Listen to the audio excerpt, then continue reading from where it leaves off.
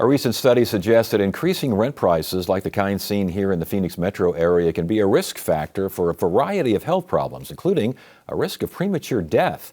To learn more, we're joined by former State Health Director Will Humble. He's now Executive Director of the Arizona Public Health Association. Will, good to see you. Thanks for joining us. My pleasure. Rental prices as a health issue. Explain, please. So one of the first things that you learn when you're getting a master's in public health is that if you want a good predictor of a family's health status, the first thing you need to know is what's the income. And so having income, especially disposable income, is a really key factor in figuring out how healthy the family is going to be.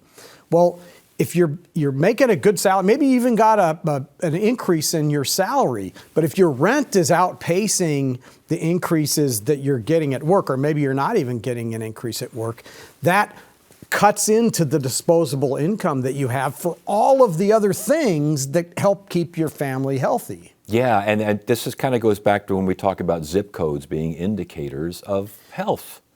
And it's also indicators of income. I mean, you keep exactly, talking about, that's what I mean. That's an indicator. Yeah. And when rents outpace what you're making, it's harder to buy healthier foods. You're more stressed out.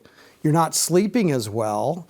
You might have to get a second job, which means you're going to lose your social connectedness because you're spending all your time trying to keep the wheels on instead of having fun. And by the way, having fun that's a key determinant in life expectancy. Social connectedness is one of it's an really important and underappreciated part of life expectancy. And you had mentioned stress. Let's talk about chronic stress and what it does to the body. Because when you're thinking about eviction every month, every week even, that stress adds up. But what does it do to the body? So it creates an inflammatory response in all of your different organ systems, and then you can't sleep as well. And so that compounds the issue, and then you're worried at work, and it's a compounding factor. So it's not just a single organ system. It affects a lot of the pieces of how your body is supposed to work. I say like special attention to heart disease and hypertension. Right, heart disease, hypertension, all the things that can cause, issues with the kidneys, pretty much everything. Yeah, and as you mentioned, if you don't have the funds and the resources to do X, Y, and Z, that also includes taking care of yourself, seeing a doctor, getting treatment, the whole 9 yards. Right. That's right. So if you think about most people have heard the Maslow's hierarchy of needs. Housing's that's the foundation. Like if you don't have housing, that really panics people. And so when your rent keeps going up and your salary and your family's income isn't keeping pace with that, you start taking it from the rest of what you need. Transportation, stuff for your kids, healthier foods, all that kind of stuff. And so it kind of compounds. So money isn't just it's part of health, which is why the study found all these things. And you mentioned fun and the mitigating factor of fun. Another mitigating factor is apparently receiving rental assistance.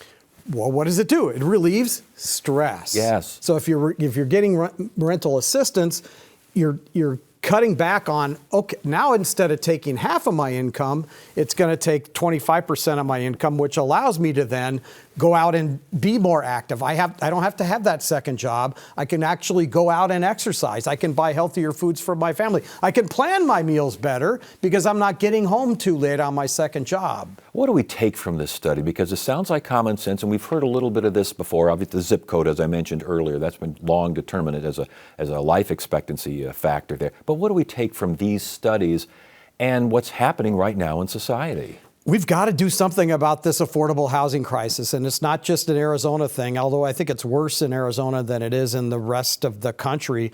But this affordable housing crisis is not just an inconvenience, it's causing public health outcomes to be worse.